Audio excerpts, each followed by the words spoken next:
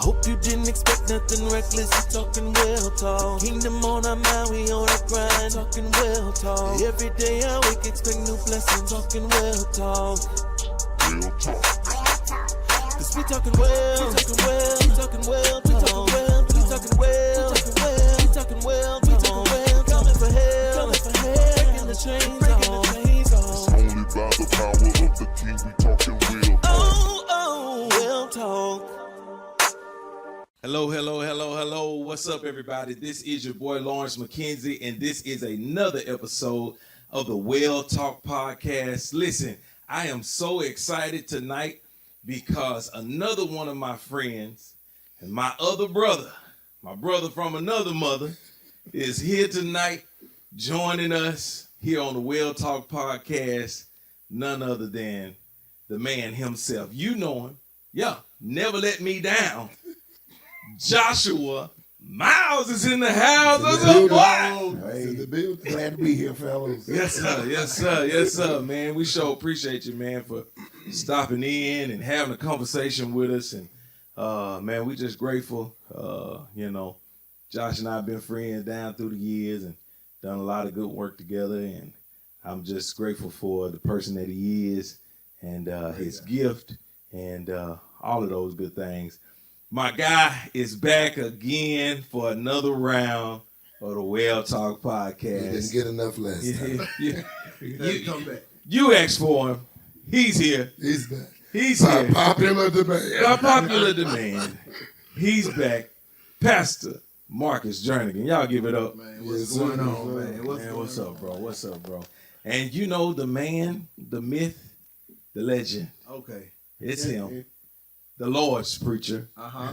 We call him the closer. Yes, sir. His name is Pastor, Elder, Doctor, Bishop. We're all trying to figure out who he's talking about at this point. Michael Red. Hey. What's up, man? Listen. What's up? So I just I want to have another candid conversation because I believe that what we're doing is really blessing people, and we thank all of you for watching us. Absolutely. If you're watching this right now, if you will, like, share, and subscribe. Share this with as many as 5 people. Share with 10 people. Share it with as many people as you possibly can, because this conversation is going to bless a lot of people tonight. I really feel that. So, and if you have not, we've got other episodes in the past, from past weeks, that you can go and watch. Go check us out on YouTube. Go check us out here on Facebook.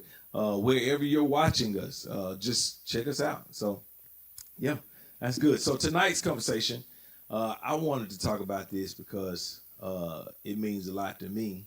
And I think it's going to mean a lot to you, and it's going to help you. The question tonight, I'm asking you on the line, is church a business? I'm just asking. I'm asking for a friend. All right? I'm asking for a friend.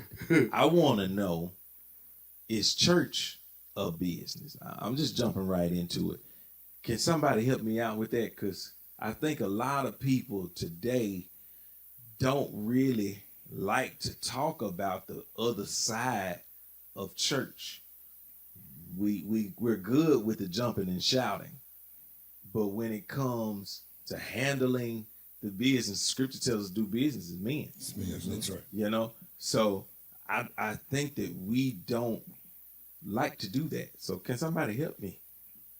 Anybody? Come on, Rick. Josh is the guest. Okay. I threw you in the hot seat the last time on your first one. Let's throw Josh in the hot seat. Yes, sir. Welcome to the podcast. Welcome. Well, I guess I told them, buddy, before we got started, I probably ain't gonna have no whole lot to say. That's all right. But I'm gonna say, I will say, from my standpoint, from what I know, Jesus said I have to be about my Father's business. Mm-hmm. So I feel like when we talking about the Father's business is the business of saving souls and maintaining those those souls. Yeah, yeah. And I feel like that in order to be about the Father's business, we have to do business the right way in the physical realm as well. Right. Because that's even a level of business, even in maintaining or retaining souls. Yes, sir. You know, there has to be a certain level of order and structure set up within the church so that you don't lose people. They don't slip through your hands. So, you know, here at TCD, we have a program entitled New Members Fellowship, where they get 6 weeks of training. You know, you get 6 weeks of learning what the church is about and who we are and where we come from. You know, and so now that gives you the opportunity to really do a deep dive into the history of the church. Yeah. You know, a deep dive into the different ministries, a deep dive into the different departments, and it lets people really see, you know, the inner workings of a church. Even that is business. Yes, sir. You know, what say you, Red? I think salvation is free, ministry cost.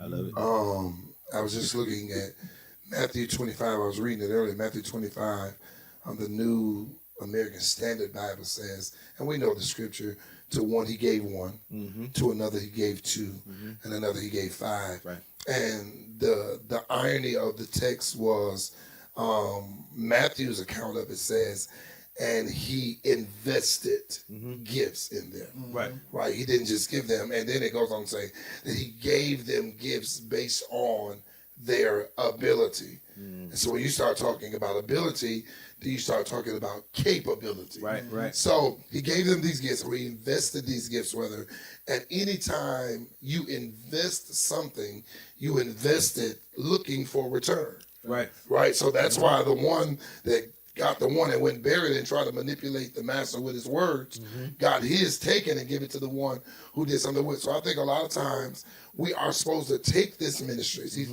Josh stated, being about my father's business, take this ministry, take these gifts and go and do something with it. Here's the part that nobody's going to like. And you're supposed to benefit not just in the four walls of the church. Right. Take the every good, and we think that, you know, Josh was talking earlier, that just because he's a songwriter, don't mean he only supposed to write gospel songs. Right, right. I ain't trying to throw you under the bus. I got y'all here now.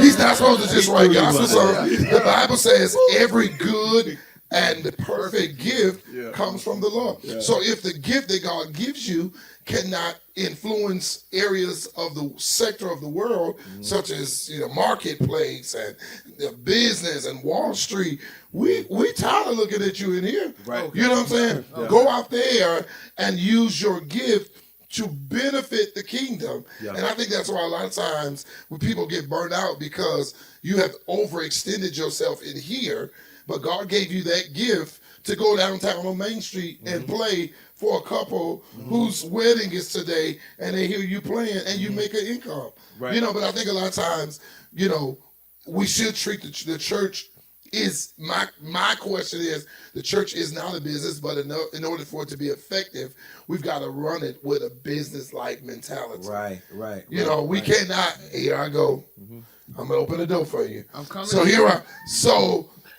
if we ran it like a business, I think we would cut down on a lot of the child molestation stuff, because we would do more background checks. We would do more further investigating. Yeah. Everybody can't take your child to the bathroom in church. You got to treat it like a business, right? Yeah. And we know, I'm opening the door, we know that 60% of SA or molestation sometimes happen in the church. That's because we don't treat it like a business, right? We don't, the logistics, we don't have that under control. God forbid, if some of our churches was to get lawsuits, they would close the same day. Wow. Oh, yeah. Yeah. They don't have the funding. Come on. They don't have the funding. I think the church, I'm like to piggyback off what he said, like, I open it. It was an alley-oop. I appreciate you. On the contrary, I think the church is a business. We are paying people life bill. That's the same thing all these nonprofit organizations do. Only for them to say you didn't pay my light bill. Yeah. Or to say all the churches do is take people money. Yeah. But Yeah, quit say it coming to quickly. the church and asking the church to pay your light bill. Then go to the people in your neighborhood that you've been eating with, that you've been. I'm not. Let me go back. Let me. No, go. He said it, I didn't You've know. been smoking weed with. Come on. You've been drinking with. Come on. You've been giving gas money to everybody else, but then you come to the church. You don't stop by Dodger's Chicken, then you get here and you ain't gonna get nothing but 2 quarters. You got to get off Dodgers. I like And, Dodgers. and then you mad at the pastors and leaders for telling you, nah, we're gonna put you in a financial literacy class and see your budget and see what you've been doing. The irony of all of this is I had a friend who pastors the church. Well, he was pastoring here in Tupelo, and he told me, like, if there's somebody that goes to their church and asks for their church to help pay their bill, the first thing they do is they go through their finances. They want to see what you've been doing with your money, your bank statement. So that's how you, in order for you to get some money from the church, you have to do that. Wow. You know what? He wasn't the first person I heard say that. I believe Red even said it on a couple podcasts ago. But Jamal Bryant said, stop asking people to pay the 10 when you have not taught them how to live off the 90 or how to budget the 90. You know, and so many times we'll harp on, you know, will a man rob God? Yeah. Will a man rob God? And we'll convict people into paying, you know. But we have not taught them about savings. We have not taught them, you know, there are people, and we're just talking because most of the time, I can't tell you how many times TCD has had a financial literacy class or whatever, where you brought somebody in that may have talked insurances, or because outside of the church, other people, other groups of people, they will get an insurance plan and use it as a way to accrue wealth. Absolutely. You know? Yeah. You know? All the time. They're doing it every day. And even when they die, they have left their church X amount of dollars. You know what I'm saying? Yeah. Because I believe we even said it on a previous podcast where they come in, they join the church, and then the church take out a insurance policy on people or something like that, you know? Yeah. And we would too if we knew we'd have to pay for your funeral when you die anyway. Okay. Yeah. I'm with you, Ray. We got to pay for. We're tired of frying chicken and washing cars. Benefit program. Benefit program. And I think that's just not a church thing. I think culturally we are messed up. It's a mindset. We are messed up because we would, you know, this weekend in Tuscaloosa, Jordan 5s came out, but there were 3 shootings in the mall over these shoes. And I bet you, and I preached about it Sunday, and I bet you not now one of those kids that got shot or did the shooting had a bank account or a savings account. Wow. It's sad. Yeah. It grieves your heart, but it goes to show you that we got to make sure that we're doing everything we can, conversations like this, platforms like this, to help restore that in the body or to the family, because it's just not there. I mean, our counterparts are not wearing Jordans, not wearing Gucci, Louis. You know, they're wearing these boots with cowboy boots with the soles coming off, with the same overalls every day, but they got $70,000 in the savings account. Okay. You know what I'm saying? Yeah. And not only is that happening in the Lord's house, that's happening in our houses. So I think the same thing is transferring. If we want to change our outcome, you got to mind for it before you ever move forward.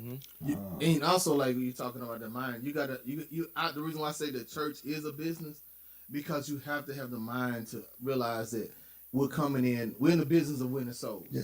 Right. But in order to win a soul, the Bible says you got to be wise. You got to have this soul somewhere to go. Right. You got to have this soul somewhere to use the bathroom. Yeah. Right. You got to have this soul somewhere to come out of the cold, the heat. You know what I mean? The rain. Yeah. So it takes money. Right. It takes money to make an impact. Right. You know, it doesn't matter what you're doing in this life. It's going to take money. You can be the most anointed person in the world. You ain't got no money. Ain't nobody going to find out. It take the reason why I say that, because it take money to buy a cell phone. You're right. You can have a great message, but if can't nobody hear you, what are you doing? It takes resources to get the message out. Mm-hmm. It takes the resources to get messages out in the school. It's the same way in the church. So we run the church as a business to make a difference in people's life. Right.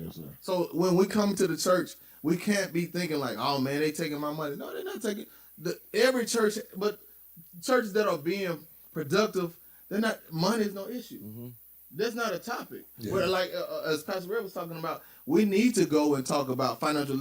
I think like we talk about February, we take that time to talk about love. We need to take January to set the tone for the year. Every year to talk about finances.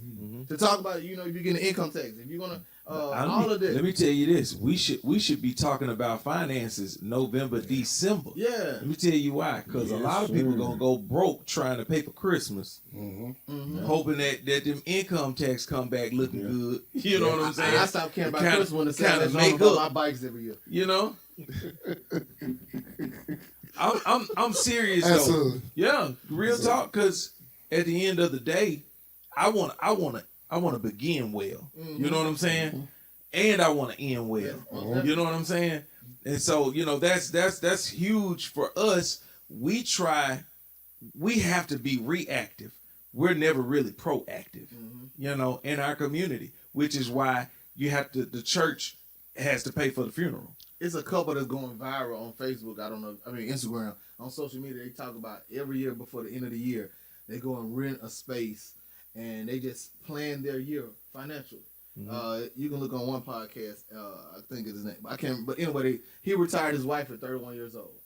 Wow. So every year they come together, setting out a plan to talk about their finances. Right. It's the same way in the church. The church has to talk about finances. Right. We had to talk about that for men's ministry, for children's ministry, for the homeless. Yeah. Look, the church is a nonprofit too. Yeah. We out here feeding people. We you know what I mean. We're checking on the motherless. We're checking on those who are abandoned, abused. All of these things take money to make a difference. For people to criticize the church, they're not really a part of the church. This is true. This is true. That's good. That's good. So, can the church grow spiritually without structure?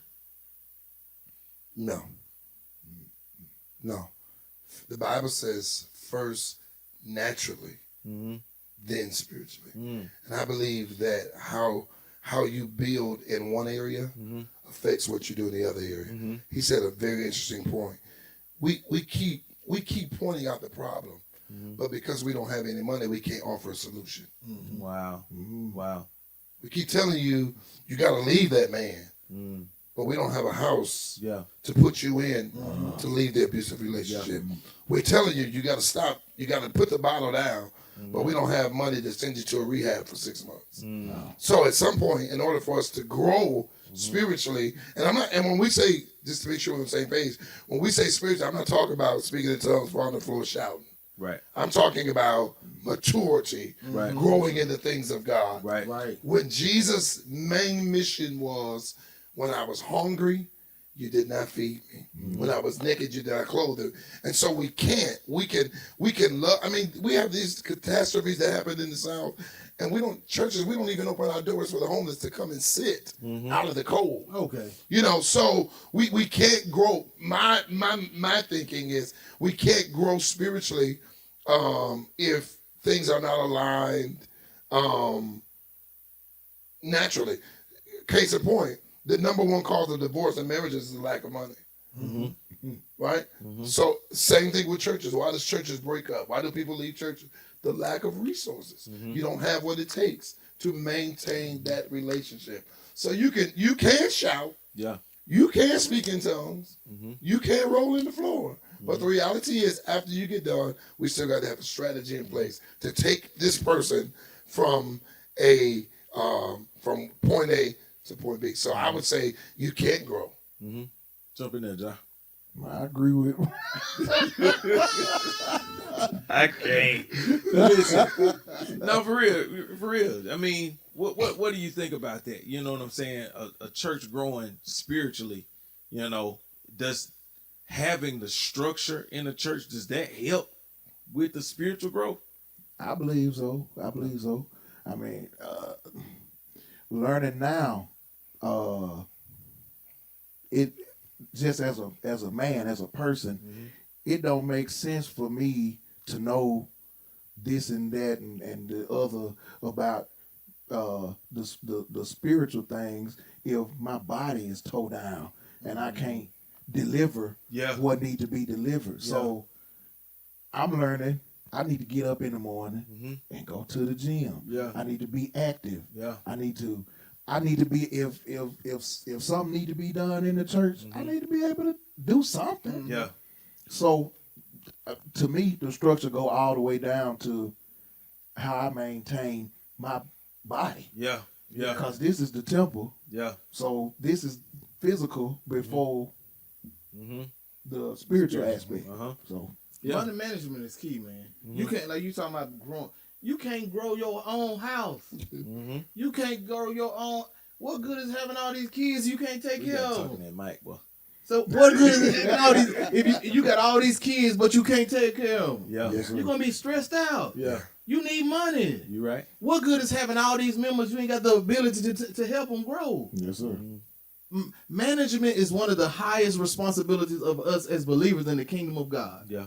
But for some reason, we don't think it applies to the church when it comes to business because we let the world tell us what our responsibility is. No, that we show what our responsibility is by our discipleship, by our discipline, by our lifestyle. You know, and so we are the example. And so when it goes back to, like you said, it doesn't matter if you exercise, and it doesn't matter if, like Red said, somebody on alcohol, we have to have resources to make a difference. That's right. So you are in the business of making a difference. So the church is a business.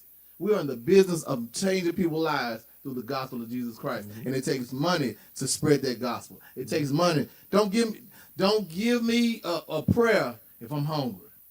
I don't want your prayer.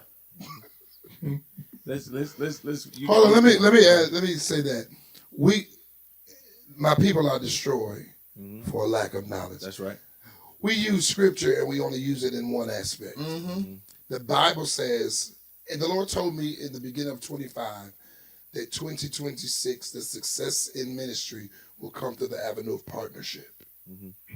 Right?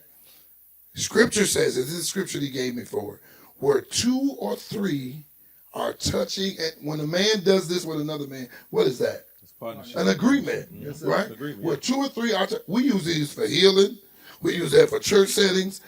Partnership where 2 or 3 are gathered together. So that means that in order for the ministry to function spiritually and God to be in the midst, there's got to be some partnerships, right? You got to partner with somebody to help you. A lot of times we struggling in the black church because pride, we think we know it all. Nobody can tell us nothing. My father always told me in any sector of your life, you got to go see what you want to be, right? You got to go see somebody who is modeling what you're trying to model and go see how they're doing it.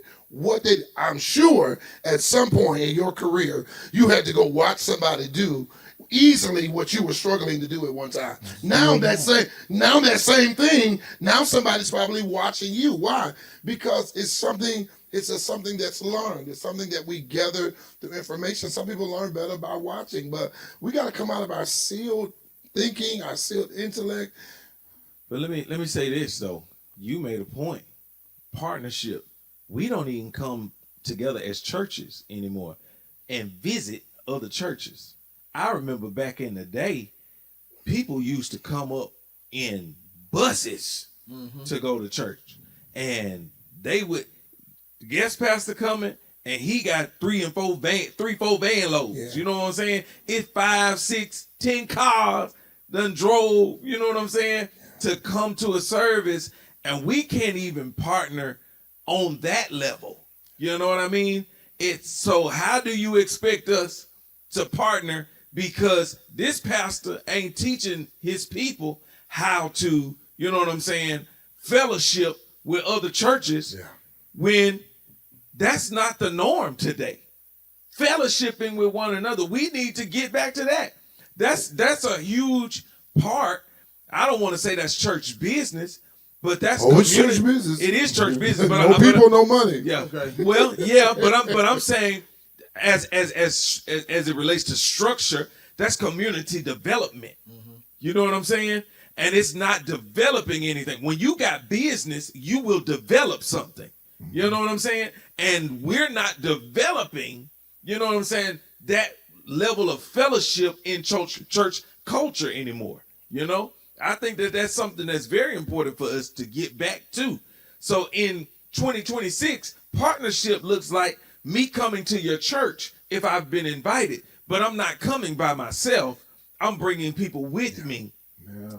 Because what you want me to do in your service, there are people who are just like me who are coming to add to that service. You see what I'm saying? So, and vice versa. I'm looking, when I call you to come to my family and friends day, I want you to bring some family and friends. You know what I mean? Not just for the offering. We need the offering to look nice. Thank you. You know what I'm saying? That's why we got a set goal for the day. But at the end of the day, corporately, we want the body to grow together. So again, the point I said was, when you have business, you will develop something. You know? Nah, that's just me. Here's a question. I'm gonna throw this one back at Josh. Josh, is it Josh, I hope you can catch. He can. Is it unspiritual to be strategic and to be a planner? I don't think that at all. Uh-huh. I think it is more spiritual to be strategic and to plan. Mm-hmm. Yeah. That's all I got. Yeah. Right? I'll say this.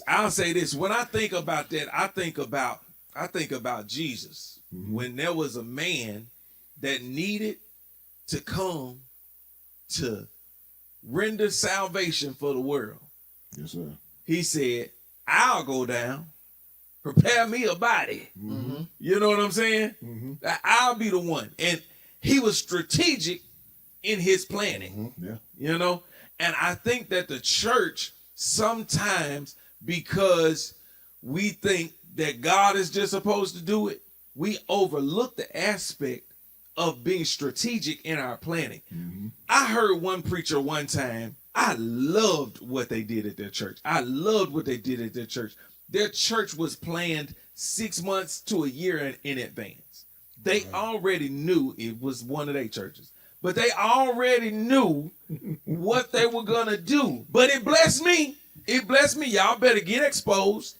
All right, and stop having all this hate and prejudice in your heart against folks, and get exposed to something and learn something and take it back to your church and your community. I'm just being honest. Absolutely. You know what I'm saying? You got to go see what you want to be. You got to go see what you want to be. And the fact of the matter is, he said what he did was, he's the pastor. He brings in all of his executives into the room. So he's got his pastor of the education ministry. We were just talking about He's got his worship pastor in the room. He's got his children's pastor in the room. He's got his pastoral care team in the room. He's got all these people in the room.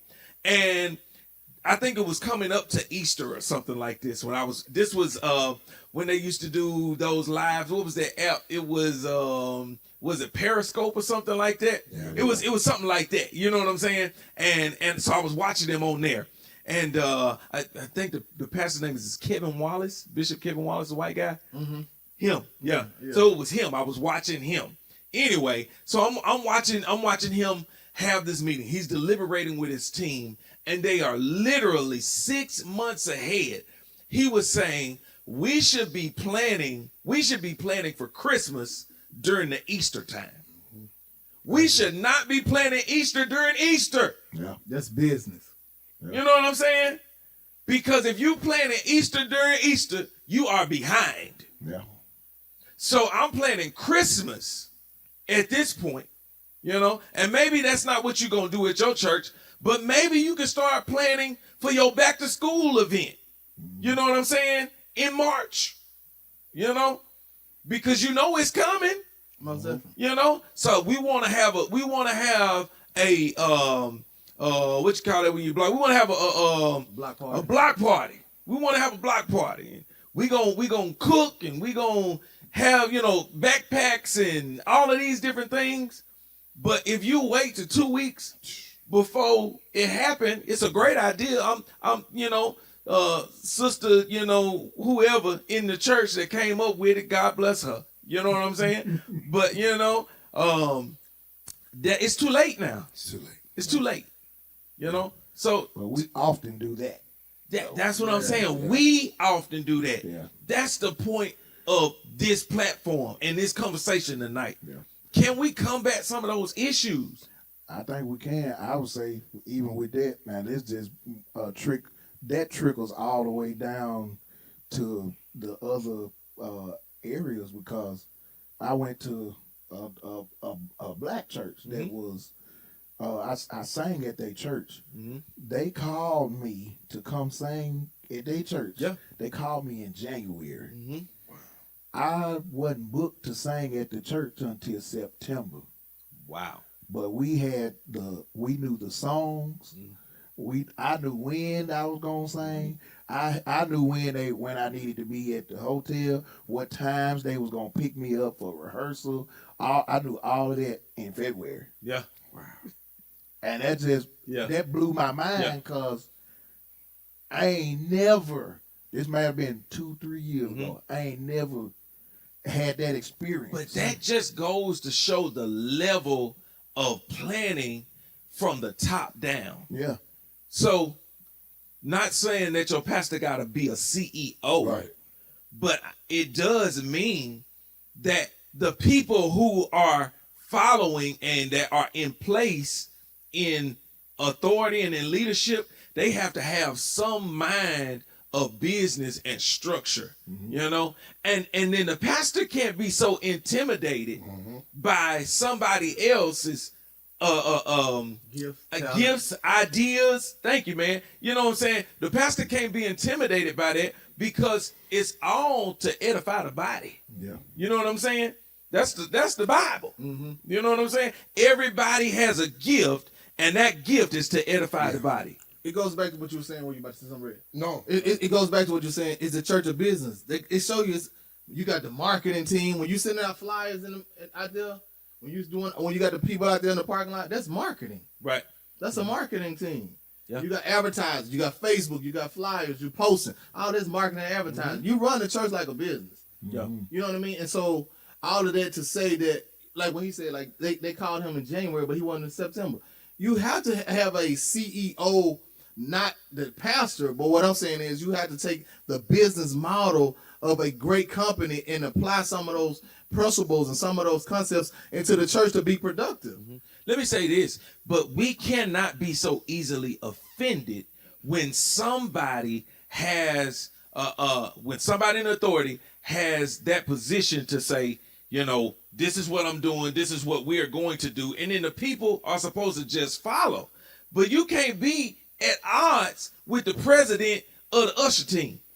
You know what I'm saying? Yeah. You can't be at odds with the president of the greeter team. You know what I'm saying? For telling you to smile at folks when they walk through the door. Yeah. Your spirit already jacked That's up. bad for business. That's bad for business. You know why Chick-fil-A is the #1 business in the world? You took it from me. You know why they are? there. Because I feel the spirit. It was going. I was going there.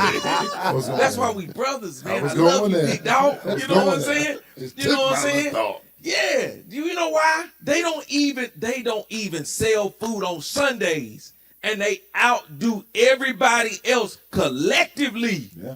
Collectively. It's because their customer service is always on brand. Yeah. It's always on point.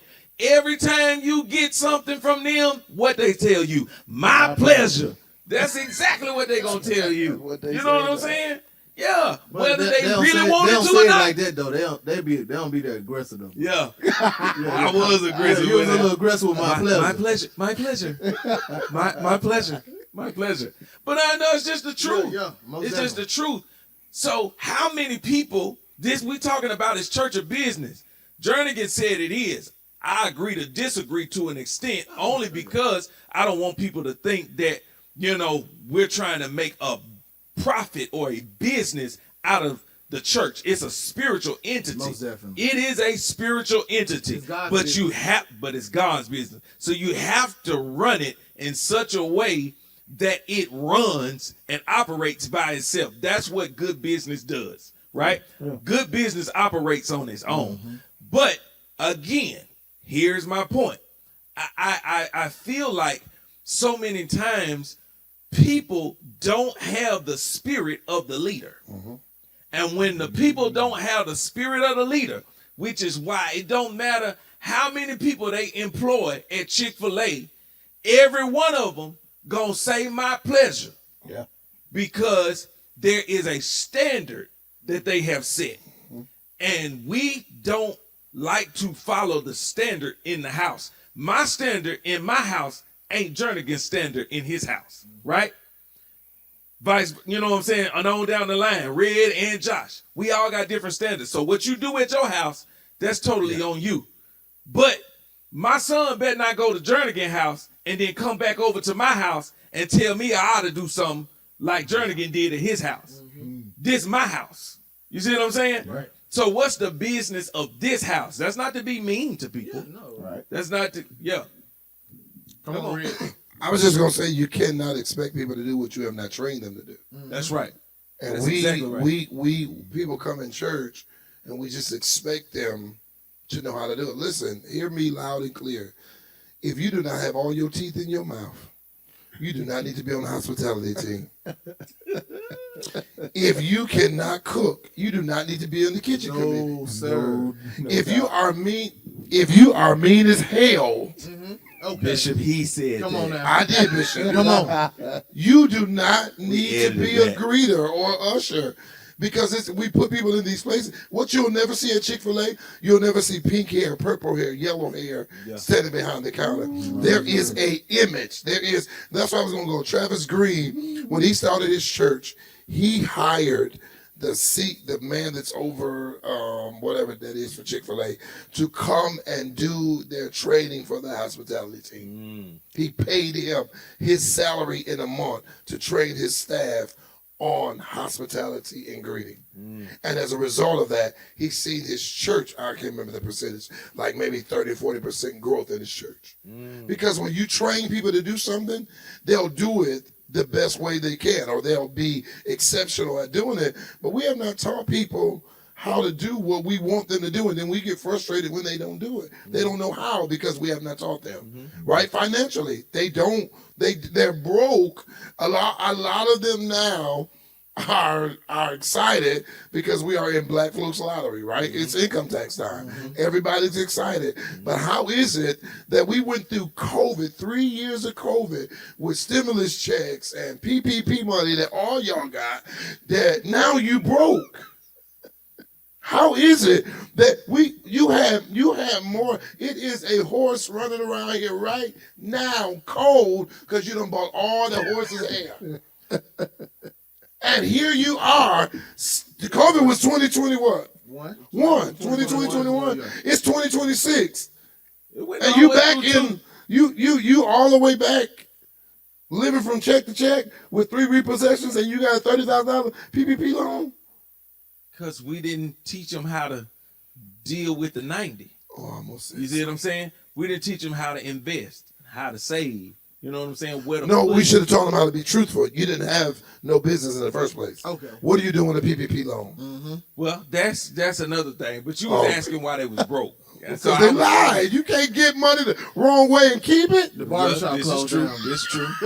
The lawn service went out of business. No more nail techs. That's true. I'm sorry. That's true. That's true. Edit that out, Jordan. No, leave it. I mean, but you 100% right, man. You are Sick of this 150% church. right, because we just got to do that. Hey, here's a question: does size equal success in a church?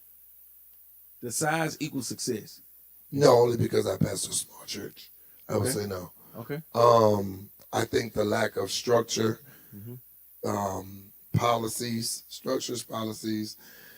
is another word I was thinking about. But if there's none of that, he said earlier that, you got to have the structure, the basics. Do you have deacons? Do you have church mothers? And your church mother can't be 40. You know what I'm saying? The basics. Have you set the foundation? Who signs the checks in the church outside the pastor? Who knows what's going? Things like that. And I think where there is structure, no matter the size, to a degree, to a degree, if there is structure and systems, that's the word, and systems in place, I believe that it can be successful. Right? Everybody's not going to pastor 8,000 seat church. Everybody's going to pastor 300. But if you are maximizing the grace that's on your life and on that ministry to the best of your ability, being a good steward, right? And here's the thing about the 1, 2, and the 5. The one word about what the 5 had, the 2 one word about what the 5 had, the 5 one word about the 1 had, right? And so I think when you're focused on what God is giving you, and my prayer, Josh, has been for 2026, Lord, don't give me nothing that I don't have the maturity to hang on to. That's right. Don't put nothing in my hands that I don't have the good stewardship to grow or maintain. You know what I'm saying? Because I don't even remember the question, but yeah. That's Solomon's prayer. Yeah. You know? So I don't want riches. I don't want none of that. God, give me some wisdom to deal with these people. You know what I'm saying? Give me some wisdom to deal with this stuff that you have, placed my hand over. Here's another question. Are churches, are they underfunded or mismanaged? Or both? Both. Both? Both and. Both. He just talked about, our churches. You're talking about if churches Our churches. Because I know a church right now that's got plenty of money. African American churches as a whole, some of them now we're being educated than we've ever been educated before. We got so many resources that we can have, but again, it goes back to the management part. Whatever you mismanage, you're gonna lose anyway. Yeah. It doesn't matter if it's your time, the members of the church. If you mismanage being a great pastor, a great leader, and I'm chasing rabbits because I kind of lost the question that you were saying, but I want to talk about something that you said. Like when I was pastoring, when I started the ministry, everything was on me.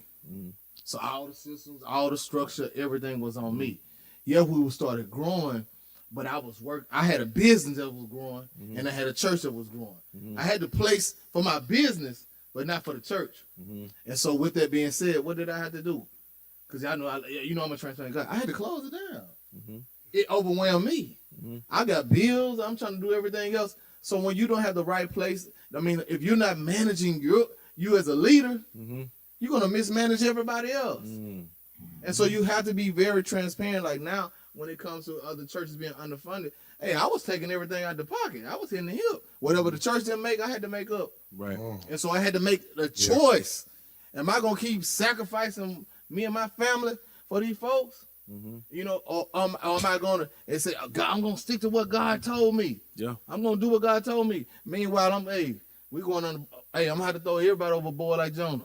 Even my own kids. No, but I'm just saying. But you have to realize. Kids for sale. Wife too. Everybody.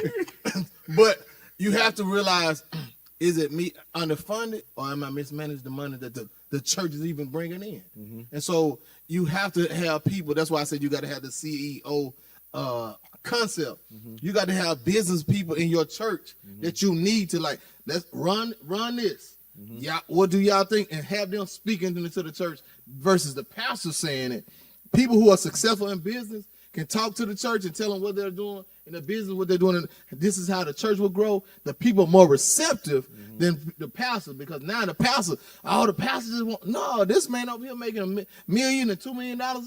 You ain't gonna argue with him. But the man who got the grocery store or like the selling candy out this car, now you don't want to hear nothing about him telling about no business. That's when you were talking about the ushers clashing with the youth leader. No, you don't need nobody out here selling candy in the car. Talking to when you got somebody a multi-million-dollar business on it. No, let these people who know the principles of business talk about business in the church. Right. And now the underfunded part, it will start. You'll come in a fork in the road. Like, do we keep going, or what do we need to do? Let me shift this thing just a bit, and then I'm finna advocate for a department that I've sat in for quite some time while we talk about church business. All right. And I don't know nothing about this section. All right. I'm just here. Yeah. So here's the turn I'm getting ready to make. Here it is. Are you ready? All right. Ready like Italian spaghetti. We finna lack it, all right? Come on. should there be churches in our community that close and join with other churches? They should have did it yesterday. You better get Jernigan started up in here. They should have did it He yesterday. said that man set up. We talking about business though, because think about it. Turn his mic up, church. Take the You see, he got in the mic. Take them for go to Dollar General. They got for sale signs at Dollar General. Put that right there on the front door. Don't even put it in the yard. So when people drive by, they see them 3 cars y'all got on Sunday morning, they'll know that you got an opportunity to invest. And y'all can turn that church into a sober living home. You can turn that church, and then there's ministry there. And now you can make money off the people that God has called you to do, really real ministry, versus you preaching to the same people every Sunday. Y'all having pastors. Let me be quiet. Close the doors. Marvin Sapp said lock them doors. I'm saying close them doors. Marvin said close the door. He didn't say lock them. He said close them. Well, I'm talking about close them. Find you a credible ministry. Release your pride. Relinquish your authority and tell them people, man, we've been struggling a long time. Only reason why I say that, because you see other people, other groups of people who they say, you know what? We've been doing this. We done did this now for 10 years and this ain't working. We finna go, and they probably ain't gonna wait that long. And they gonna go and they gonna merge with somebody, you know, or their churches are set up already for people to thrive. Somebody would make the argument, well, if you done had 430 years of free labor, you would have all this money in your church account too. You know what I'm saying? But we gonna table that part of the conversation for another day. Come on, John. I'm gonna say we were having this conversation a little earlier, and I made a statement that you can't tell nobody what God told them. And Pastor Red really he nipped that in the bud. I just want you to go on and tell me again, Pastor, because you touched me with that now. That was My Cash App is. No, I'm kidding. So Josh, we were talking about this, and he said, because somebody brought it up. No, somebody made a post about this, and I asked him what was the response. He said some people were saying, what if the Lord told them to do it? And Josh said, well, when people say that, and I use that in my own church with marriage and anything else. When you tell me the Lord said do it, I have nothing else to say because you said the Lord said do it. So Josh said, well, what do you, well, some of them say the Lord told them to do it. And I brought up an instance where the spoken word of God changes. It changes. He told Abraham to kill Isaac. He got up there, he had the wood, the rope. But then when he raised his hand, not as he was tying him up, not as he was laying him down, but as he had the knife above his head, he said, don't do it. Right? So we have to be careful that we don't just live in what he said, but we remain in what he's saying. Right? Because sometimes what he said yesterday ain't what he's saying today. Yeah. And so sometimes he would have killed Isaac had he not been listening to what the Lord said. Right? So a lot of times, the Lord might have told you to start a ministry. As my brother just said, starting a ministry doesn't mean start a church. Right. Open a daycare. Open a food pantry. But because of pride, we go and do the thing that it's so amazing that we do for God what we think God wants us to do for him. And 9 times out of 10, the thing that you're doing for God, God don't want you to do that at all. Because, in my opinion, our churches could be so much stronger if we just came together, just right here in Tupelo. It's not gonna happen. First off, I'm just saying, our black community is misrepresented. It's not. Well, I'm saying, far as the count, there's way more black people in Tupelo than was accounted for. Most definitely. You know what I'm saying?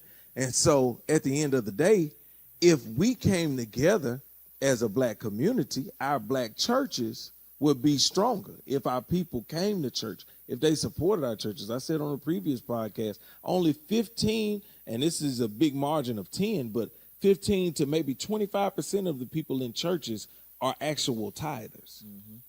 and it's probably on the lesser side of that 25. So, you know what I'm saying? So just think about your church's operational budget is only financed by 25% or less. Let's just go a good happy medium. 20% of your people are tithing. You know what I'm saying? What could you do with that other 80%?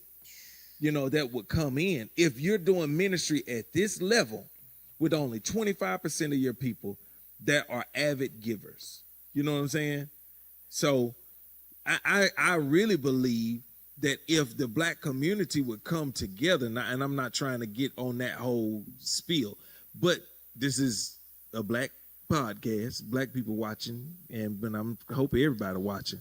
But hopefully it's gonna help us. All right. At the end of the day, if we start to come together and stop starting churches because you fell out with somebody, you know, and now you took 10 people and you only preaching to you and your grandkids. You know what I'm saying? That don't make sense. Makes no sense whatsoever. I'll say The blessings of the Lord maketh rich, and addeth no sorrow. no sorrow. All right. So let me advocate for my department. All right. If there is a budget set up, He love that word. Huh? You love that word. What budget? It is. I do. I do. When you learn something new, you try to say it over repeatedly till you got it. All right. If there's a budget set up in a church, every church should have an annual budget anyway. You should already know what's coming in and what's being spent out. Okay. Obviously, in a business, you want to create increase that budget. You know what I'm saying? Hopefully, because you've had a margin of profit. You know what I'm saying? So you would want your budget. Now, obviously, you want your overhead to go down. You know what I'm saying? Yeah. But at the end of the day, if your business is expanding, obviously your overhead is probably going to expand too. But you're hoping that the influx or the inflow of increasing your profit margin is increasing as well. So to, take care of that overhead so that there's a profit. All right, we got that part out the way. All right, so every church should have a budget. Every church should have a budget. You should know what's the budget for the church every year, what's bringing in, the pastor's salary. You should have, there should be a salary for obviously the overhead and upkeep of the church, lights, water, insurances, we got vans, so we got gas, and we got all these different things. But then you got departmental budgets. There are certain departments in your church that should be financed not solely by the church. Some should be financed solely by the church, but not all. Some that should be financed solely by the church is the one I'm in, the music department. All right. The reason being, you can't tell me right now your favorite church on social media, YouTube, Facebook, whatever you listening to, that you're not listening to them just because of the preacher. All right? We finna bring this up in another topic here. You're not listening to them just because of the preacher. You like the preacher, and he's a good preacher. She's a good preacher, and it's great, okay? But there's another element to it. The worship team and the band is on point. Do you not know how they get like that? They get like that because there is a budget set in place for that particular ministry. And they're able to operate at a level because there's funds allocated for them. Now, I got a job. I go to work every day, right? But there are churches that are able to fund that particular department, and it blesses that ministry because it energizes the ministry. The band is able to come to rehearsal during the week because this is their job.